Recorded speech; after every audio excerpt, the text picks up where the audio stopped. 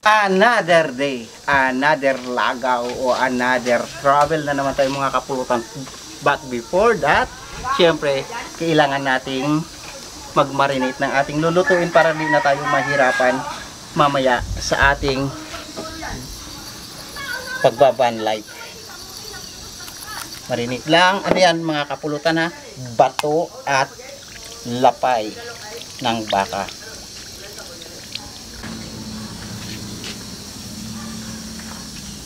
Kalamansi.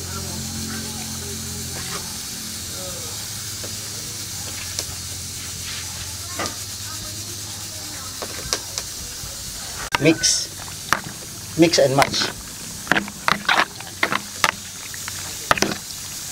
Para mamaya doon na tayo magluluto. Para kukunti na lang yung gagawin natin mamaya hapon. Winter sauce.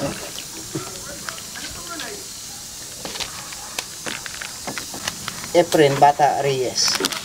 Bakit? Magic.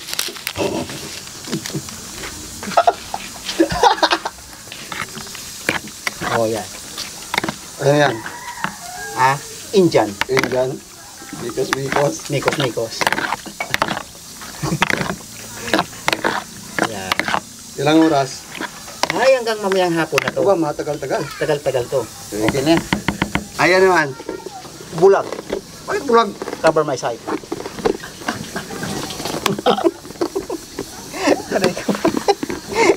Hindi tuloy na cover. Yan.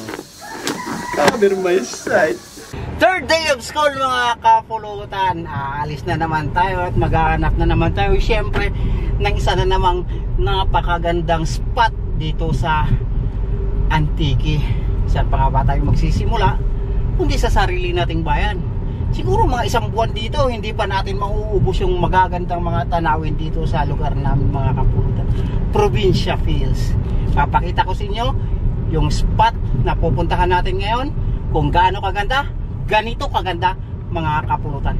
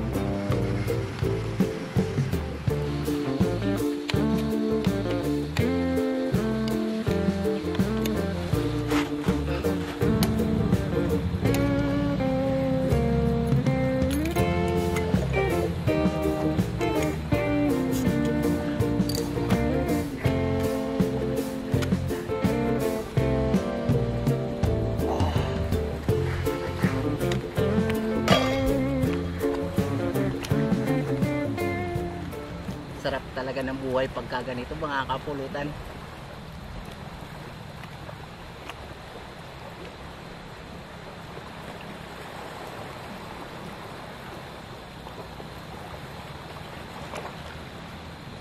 Parilak-lak ka lang. Kasama yung mga tropa nandun.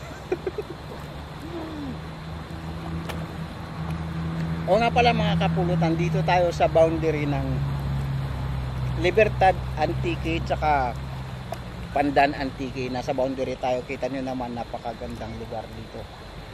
Grabe. Parang siguro kung mayaman ka lang, mayaman lang tayo. Sarap bumili ng lupa dito. Kaso lang, yung lupa na yan dyan, inaabot yata din ng, ano yan, ng dagat. Ang sarap mamuhay dito sa ganito klaseng lugar. Pa-relax ka lang tuwing hapon. Tatagay ka, isang bote, dalawang bote na beer. Malamig na serbesa.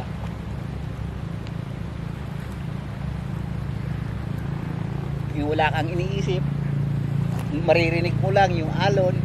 Ang sarap ng buhay talaga. Sarap mabuhay. Lalo na dito ka sa probinsya namin. Grabe, ang gaganda ng mga lugar dito, mga kapulutan. Hindi pa nga tayo nakapamasyal sa mga sa mga pinakamalinis na ilog sa buong Pilipinas. Hindi pa natin napuntahan 'yun. Pero siguro magkaroon din tayo ng pagkakataon na makapunta doon.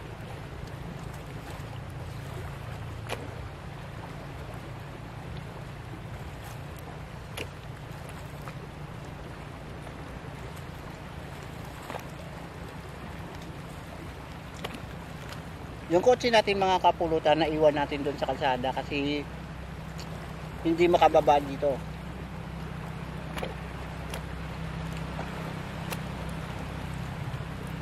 Yun din pala ang kagandahan ng nagbaban life mga kapulutan. Siguro kung alam ko lang ganito pala kasarap yung magban life o kaya car life, yung pakamping-camping ka. Wala kang iniisip kundi isipin kung alin na namang magandang lugar yung pupuntahan mo. Ang sarap siguro nun, no? Nakakawala ng stress. Grabe. Mas nakakawala pang stress kaysa sa stress tab. Kung alam ko lang noon pa na masarap pala yung ganito, Diyos ko, sana noon ko pa ito sinimulan. Kaso nung umpisa kasi mga kapulutan, nag-umpisa tayo sa paglilibot sa ibang lugar. Umabot na tayo ng ibang bansa. Noon sa una kong vlog, ibang bansa yung pinupuntahan ko, makapag-vlog lang ng kape. Na hindi ko alam naman na kukunti lang ang may gusto sa kape. Akala ko noon lahat ng tao mahilig sa kape. Kaya umabot din tayo sa ibang bansa noon, nagbablog ng kape. Kaso lang nawala na yun. Dito sa Pilipinas, dami rin nating napuntahan noon sa pagkakape lang. Medyo ako kasi mga kapulutan, mahilig talaga ako magkape kahit matindi na yung acid ko. Grabe ang mahilig ako sa sa espresso.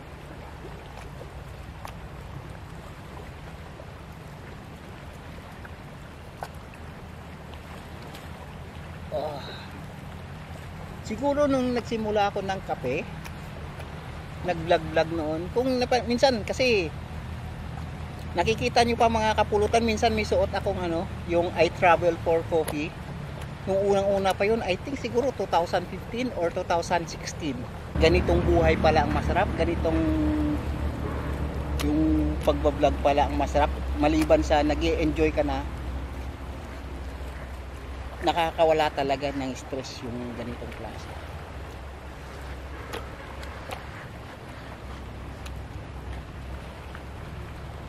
O paano mga kapulutan, hanggang sa pang-apat na sundan nyo ko hanggang sa susunod na aking mga vlog at ipapakita ko pa sa inyo ang iba pang magagandang lugar dito sa Antique.